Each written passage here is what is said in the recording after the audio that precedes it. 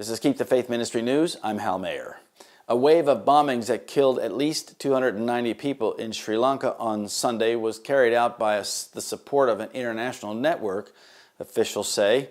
The government has blamed a little-known local jihadist group, National Tawheed Jamaat, although no one has yet admitted carrying out the attacks. Another 500 people were injured in the suicide attacks on churches and hotels. Police have arrested 24 people in a series of raids. Meanwhile, another blast rocked a street near a church in the capital, Colombo, on Monday. Azam Amin of BBC Sinhala said a vehicle used by the attackers exploded as security forces tried to defuse explosives left inside. It's not known if anyone was hurt. We do not believe these attacks were carried out by a group of people who were confined to this country, Cabinet spokesman Rajitha Senaratne said.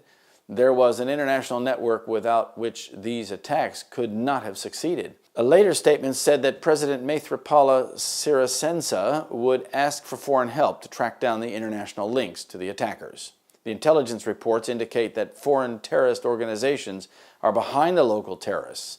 Therefore, the president is to seek the assistance of the foreign countries, his office said. On Sunday, Sri Lankan Prime Minister Ranil Wickremesinghe said security services had been aware of information of possible attacks, but the information had not been acted upon. A national day of mourning has been scheduled for Tuesday. Sri Lanka's National Security Council said a conditional state of emergency from midnight would target terrorism and would not limit freedom of expression. How did the attacks unfold? The first reports of explosions came about 8:45 local time, with 6 blasts reported within a small space of time. 3 churches in Negomo, Batticaloa, and Colombo's Kochtikati district were targeted during Easter services. Blasts also rocked the Shangri-La, Kingsbury, and Cinnamon Grand hotels in the country's capital. Police have not provided an updated breakdown of how many were killed and wounded at each location.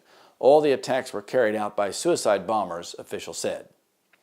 Police then carried out raids on 2 addresses, and there were explosions at both. One was in Dehiwala, southern Colombo, and the other was near the Colombo district of Dematagoda, in which 3 officers were killed. An improvised explosive device, 6-foot-long, 1.8-meter plastic pipe packed with explosives was also found and defused near the airport in Colombo.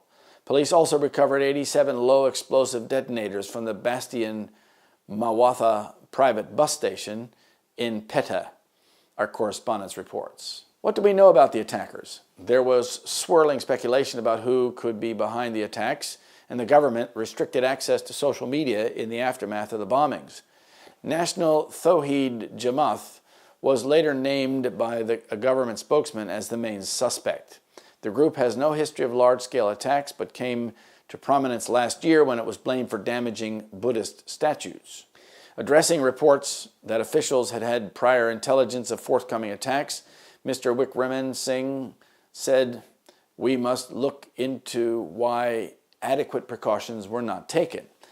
Neither I nor the ministers were kept informed." A top Sri Lankan official later told the BBC that the government and intelligence services could not be blamed. Hemasari Fernando, who is also chief of staff to President Sirisena, a political rival of Mr. Wickremesinghe, said information received earlier this month was of only 1 or 2 possible attacks and that he never expected anything of the magnitude of Sunday's bombings.